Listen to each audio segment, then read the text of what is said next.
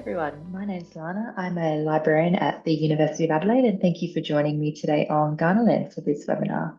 I'd like to acknowledge the Kaurna people as the traditional owners of the land from where I am presenting from today and pay my respects to elders past, present and emerging. So welcome to part 7 of our weekly series that the library is hosting this semester.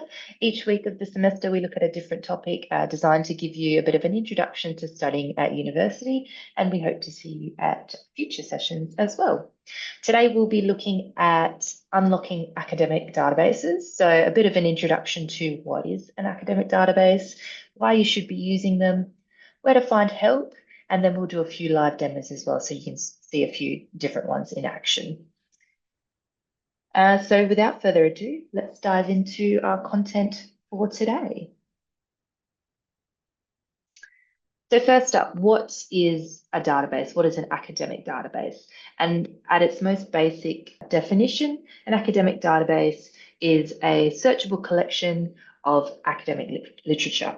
They can be either subject specific, such as PubMed here, which focuses on health and biomedical sciences, or they can also be multidisciplinary, so like Scopus, and they range from all different types of topics, arts, sciences, history, engineering, that sort of thing. And the library has subscriptions to, I would say, in the hundreds of different databases. So there are many, many to choose from.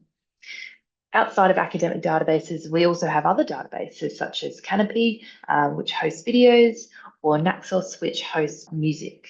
But for today's session, we are interested in the academic databases. These are sort of your traditional databases which host journal articles, case studies, books, conference proceedings, that sort of thing. More of your scholarly sources that we're talking about today. So you should be quite familiar with Library Search. This is the library's catalogue. It is technically a database. It's a database that hosts the entirety of the university's collections and subscriptions.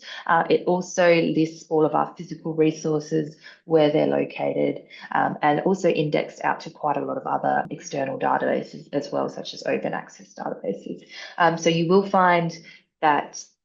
find non-peer reviewed content, less scholarly content, and it's massive. So it links to hundreds of different databases through Library Search.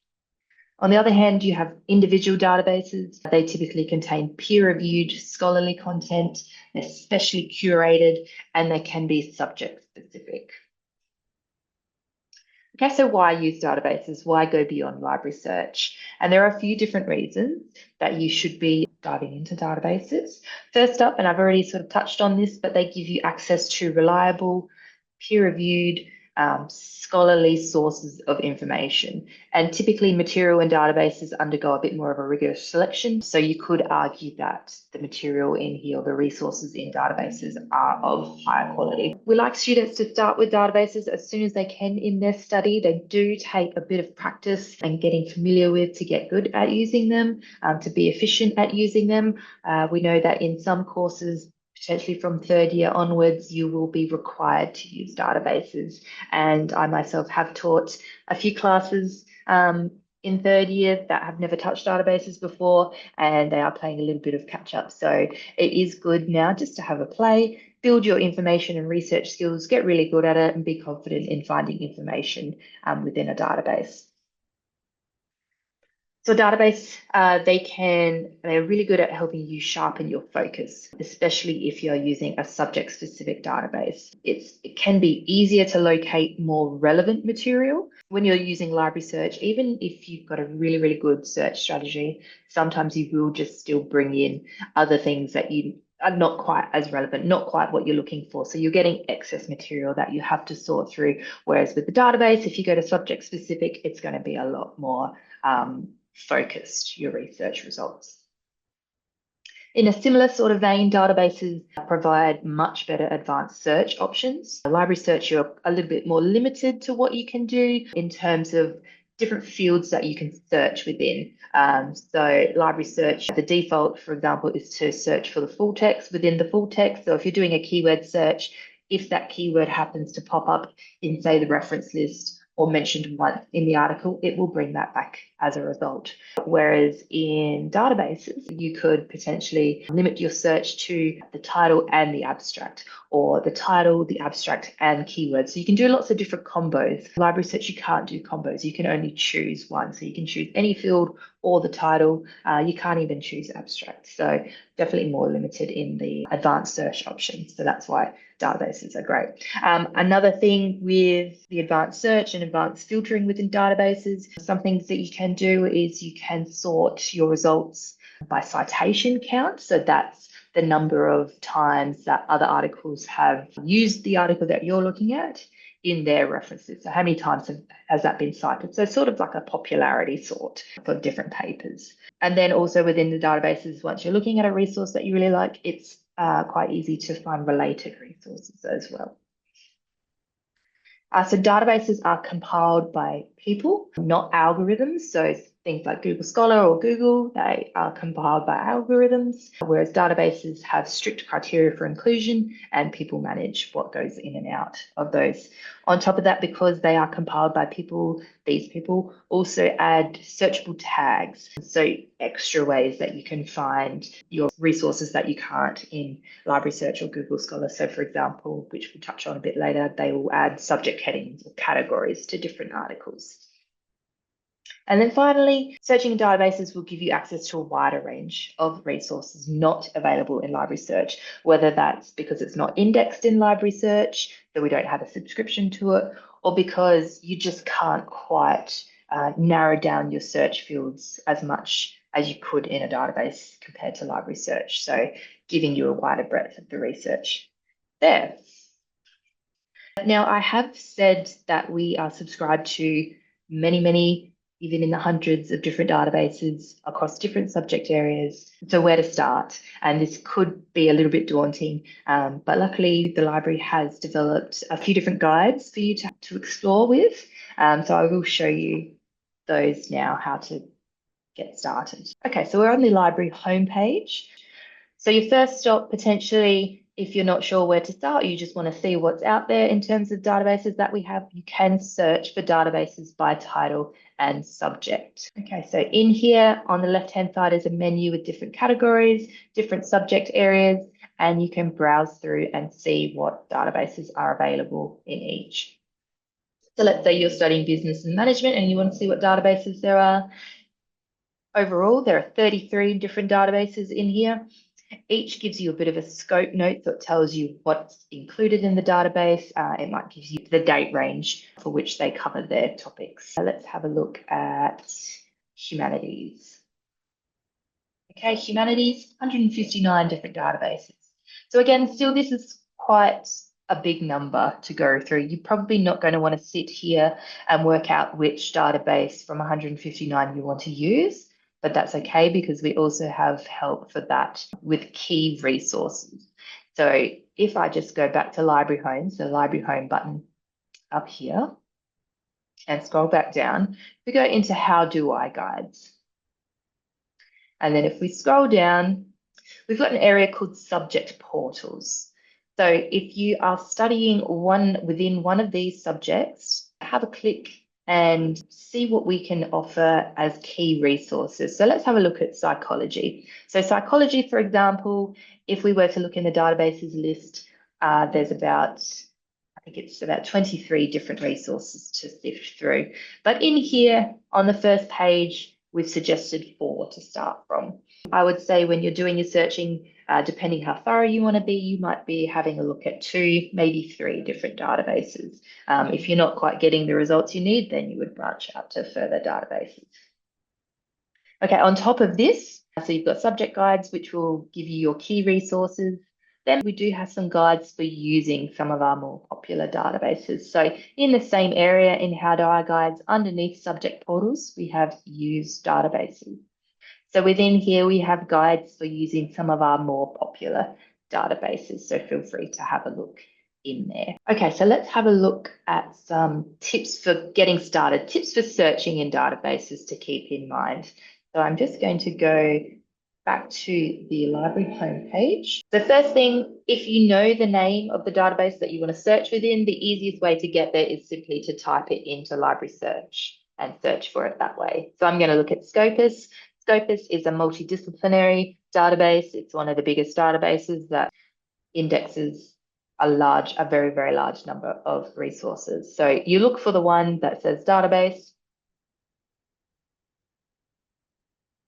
Okay, so first thing to know when searching in databases, and this is the same as library search as well, we don't use natural language when we're doing a search. So we're not searching like we would in Google. We're not asking questions. We are using keywords and combining our keywords and concepts in different ways. The next thing to note is I would recommend starting within the advanced search rather than the basic search, unless, for example, you have the ability from that default search to add different rows. So if you can add different rows, that's great. What we say to add different rows for each concept. It's just a bit easier to manage your searching, so you can tweak your searching as you go.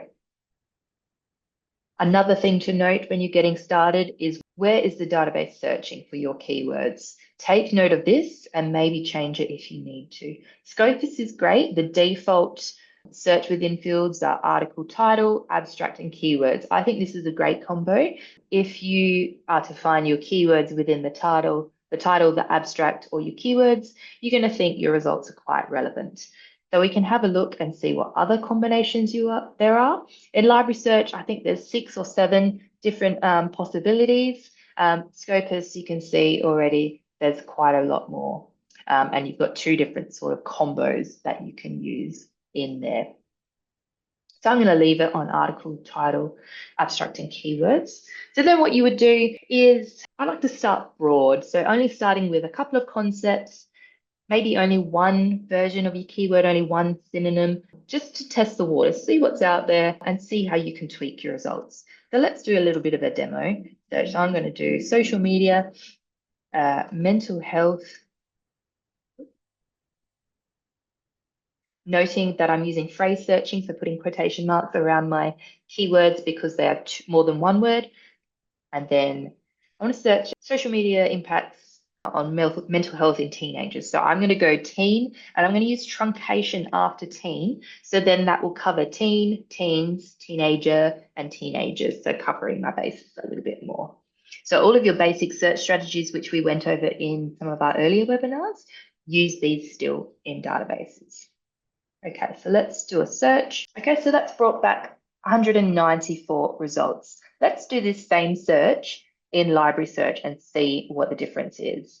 So if I'm going to go to advanced because I want the ability to add different rows. So see here, the default is any field. I could limit it to title. I'm going to leave it on any field for now because title sometimes can be a little bit too restrictive.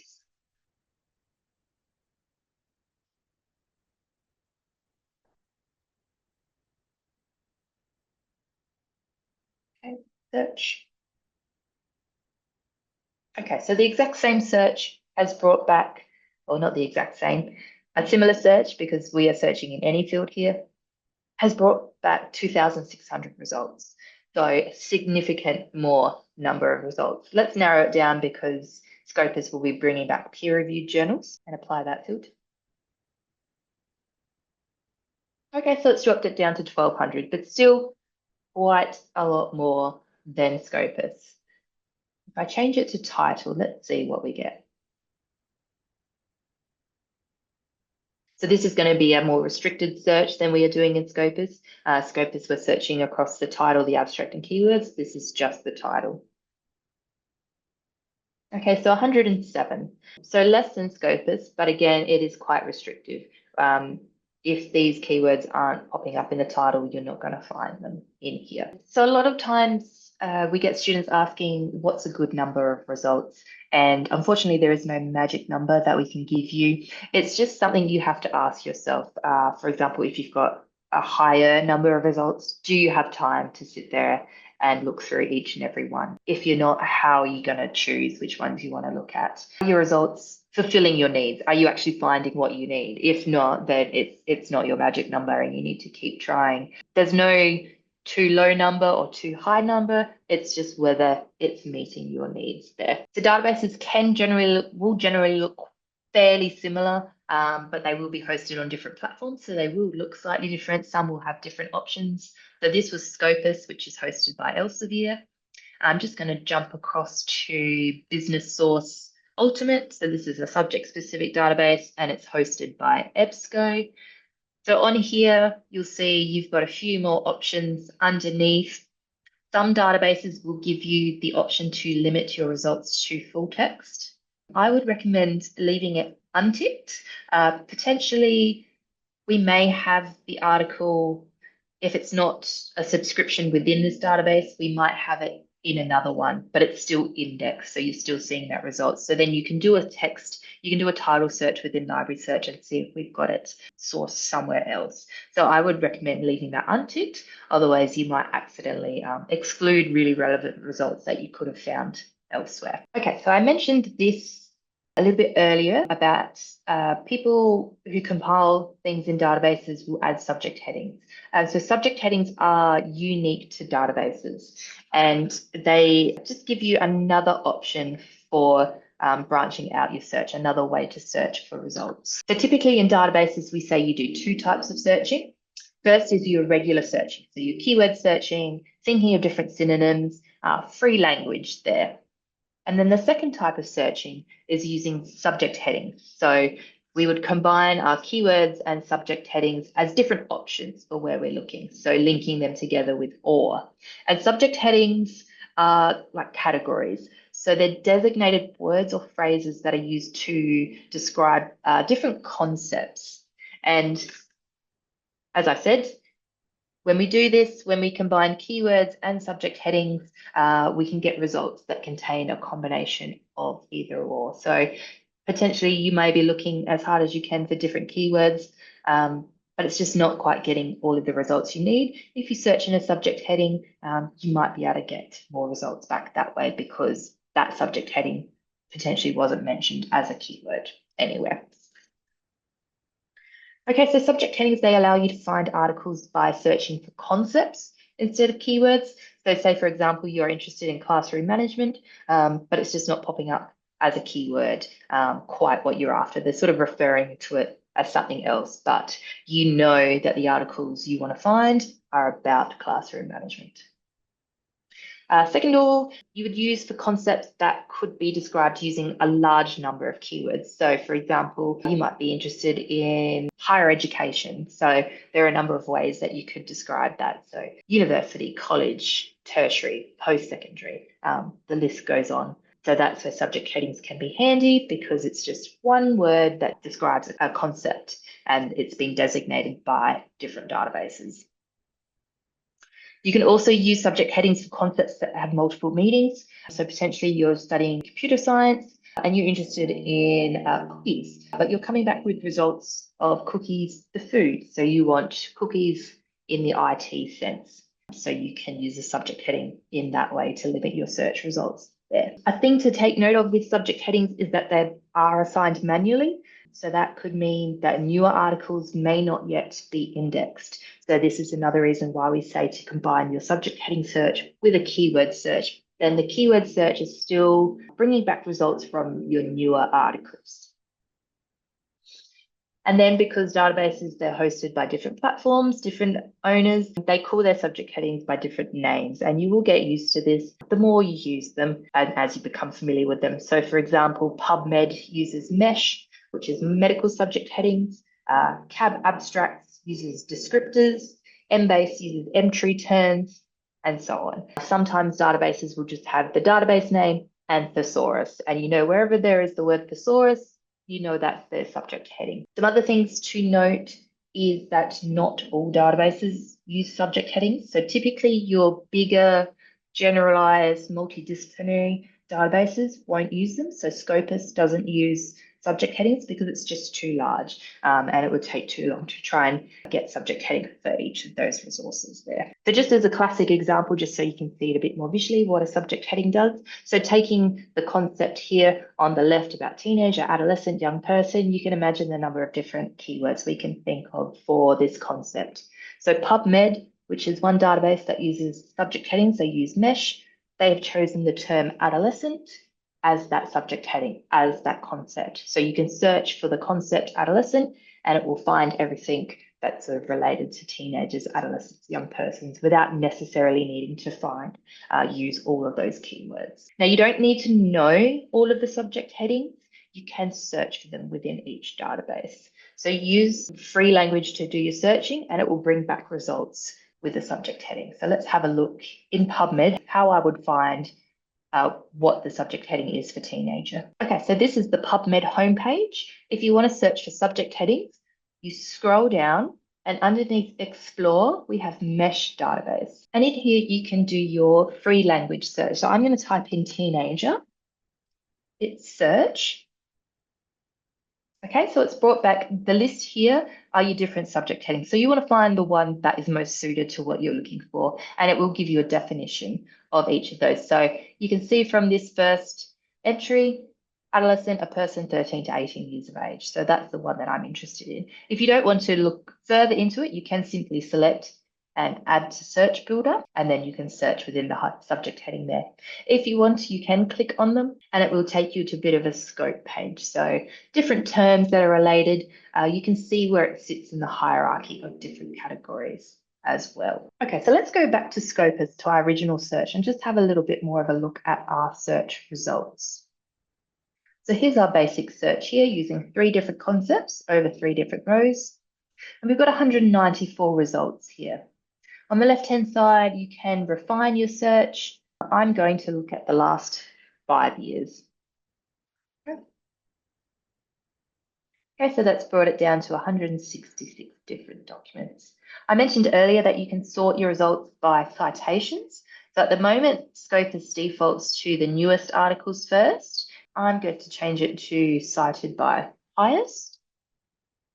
Okay, so you can see here the highest number of citations. The top article has 65 citations. So 65 other authors have cited this article here. Okay, let's have a look at this second option here.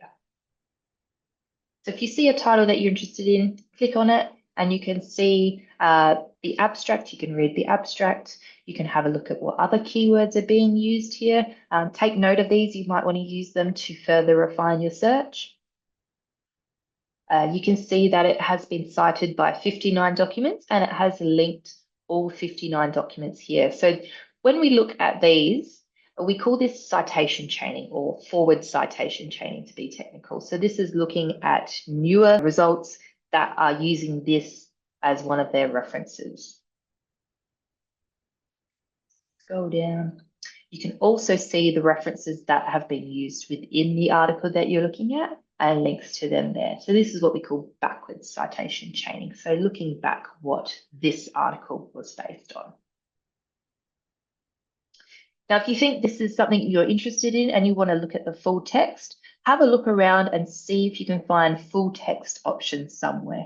Sometimes it will be a nice little blue button or the university's logo. Sometimes it'll just say full text options and you can click on it there.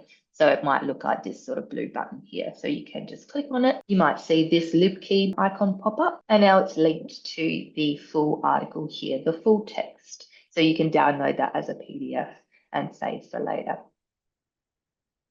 Just go back to Scopus.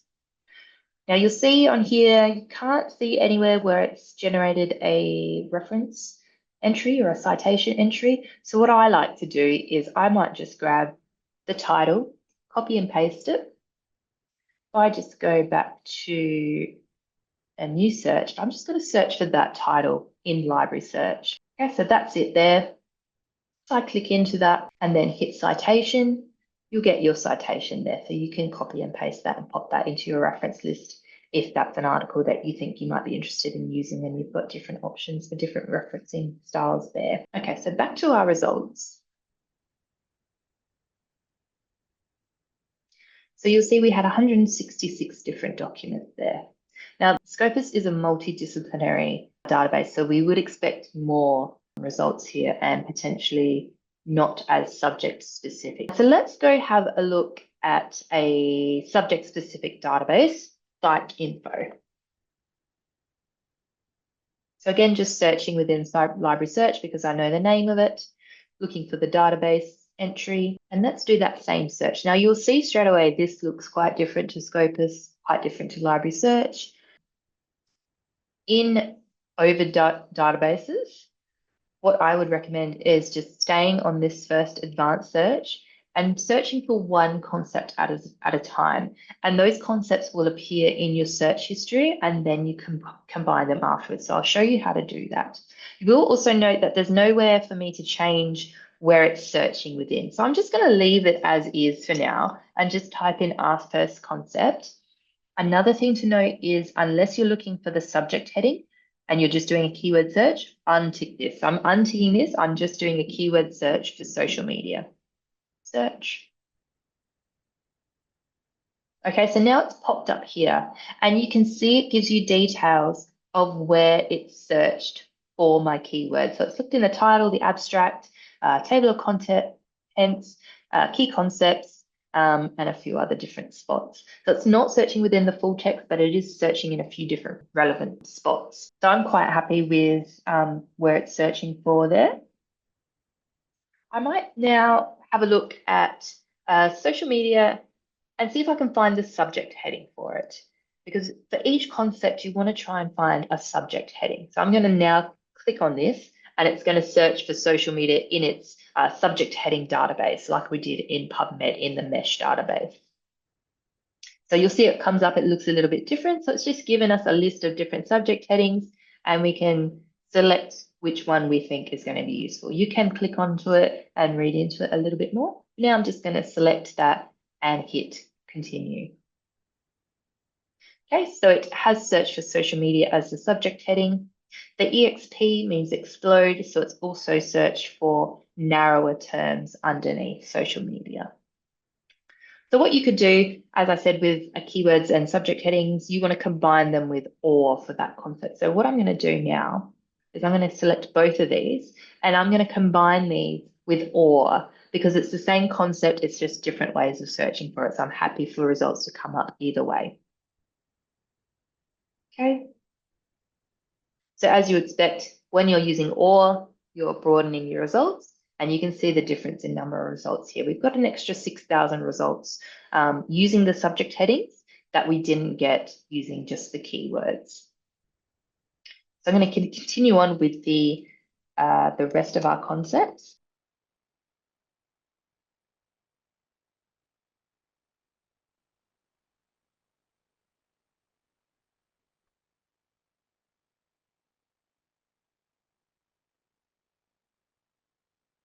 Okay, so I've done all of my different concepts, my 3 different concepts now. I've searched for the keywords and the subject headings and combined them with OR.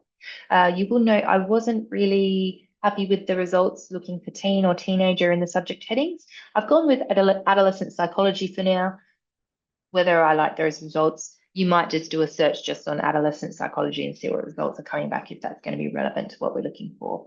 So now I'm ready to combine these all together. So my 3 different concepts I want to combine with AND. So it can be a little bit tricky to keep track of, but I want this one here, which is 1 or 2, 4 or 5, 7 or 8, and I'm combining them with AND. So this is joining all of my concepts together. Okay, so it's brought it down to 140 different results. So it is slightly less than Scopus. Let's have a look down. So if you scroll down, you will see your results all down here. Okay, so if you find any results in the list here that you're interested in, again, you can click on it, have a look at the abstract that's in there, have a look at any related articles. If you'd like to just have a look at the full text, you can find the check full text options. Again, you'll see this logo pop up that's linking you through to your article. And then it might just ask you to save your document rather than hosting it somewhere. Okay, so that was a very basic search in PsycInfo. Just to recap, I did my searches my concept searches individually rather than trying to do them all in the one search box. It's just a little bit easier to manage, keep track of what you've done and see the different number of results that you've got as well. Let's just have a look at another database, ERIC. So ERIC is an education database, a subject-specific database.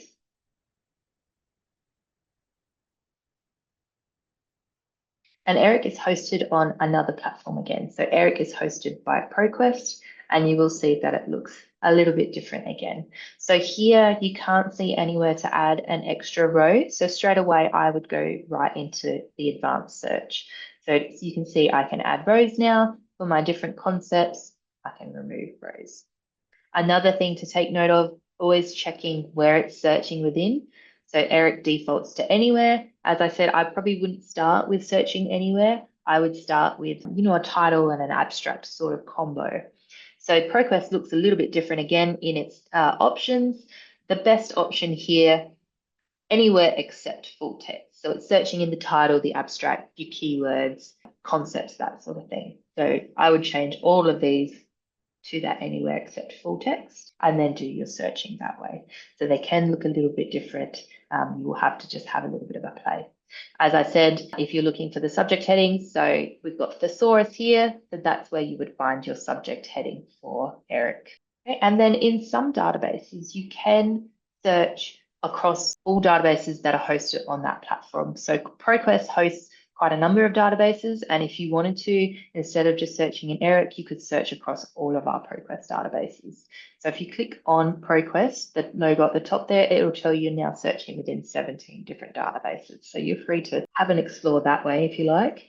Okay, and then let's have a look at our last database for today. We'll go back to Business Source Ultimate actually. And some databases do this and it's quite handy. When you start typing, so let's say I'm looking at flipped bathroom. You'll see as I start typing it starts coming up with suggestions or prompts. And one of the handy things about this is it also gives options for synonyms that you could use. So see how it's got the or in between. So I could go ahead and I could do that.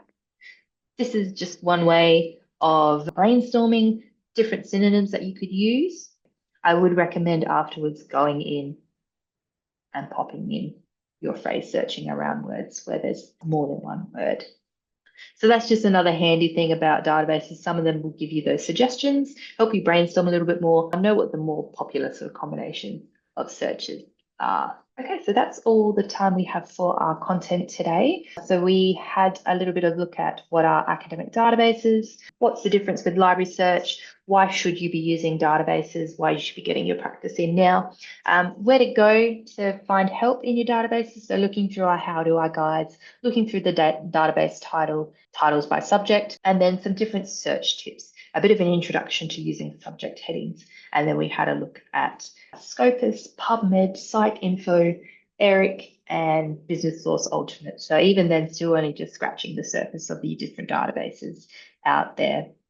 If you do ever have any questions about using databases, I'm currently doing some searching, please don't hesitate to reach out to the library. We'd be more than happy to help. Just head to our library website. You'll either see the live chat button where you can chat with librarians on the other end, or you can send us an email or even pop in if you're on campus. Next week or next session, we do have evaluating sources, so looking at the CRAP model, and then we still have a few more weeks left in this series, so we hope to see you in the future. Otherwise, thank you for joining me today and hope to see you soon.